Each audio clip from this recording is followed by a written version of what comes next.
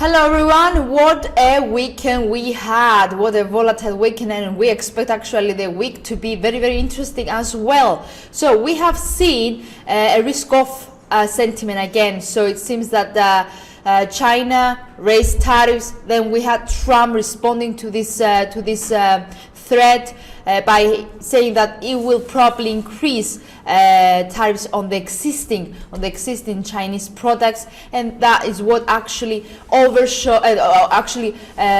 shadowed the Powell speech on Friday. So we have seen on Friday, it was the end of Jackson Symposium, and we had also Powell speaking. He, of course, remained dovish as expected.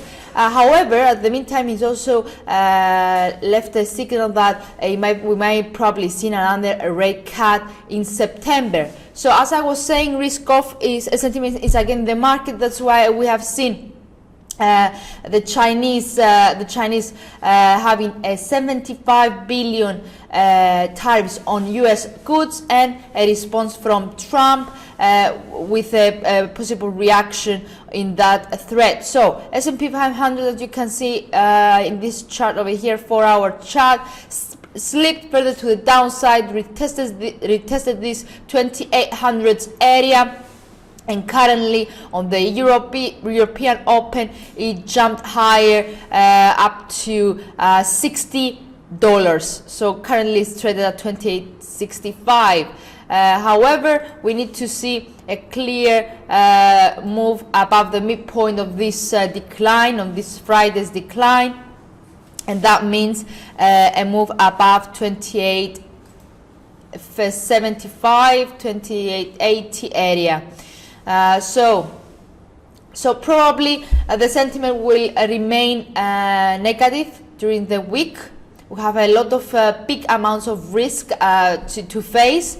So it's expected this move to remain volatile, some of them quite choppy. So trade war remains in the foreseeable future, and we have a lot of a week packed of data as well. So we are wait and see what's going on. Other than that, let's move on to gold. We have seen that after the retest of 1557 area, it slipped to the downside, return back to this 1530 resistance area, which seems that it's currently reacting as a support level. So it will be quite interesting, but overall gold general view remains bullish. It's just this jump was it seems that it was overbought, so we have a correction to this overbought candle, daily candle. So currently returns back lower. It's supposed to find support over here around 1530 or even lower, this low 1525 area, which was a support back in the 14th of August. So if that support holds, then we're probably gonna see another jump higher. If that fails, then the next real support stands at 1509 and the 20 period moving average in the 4-hour chart. So oil, let's go to oil. Oil jumps rebounded from the 1575 area, currently at 53.90. Overall, the long-term picture is weak. You see lower lows below the 200 moving average, below the 20 moving average. So overall, a weak bearish outlook. Intraday is trying to recover some losses, still weak. Euro dollar holds around the choppy trading situation over here, sideways movement, bouncing between 111.26 up to 111.57. So it needs to break, or this range needs to break in order to have a clear view on the euro dollar, at least for today and the week ahead. So during the weekend.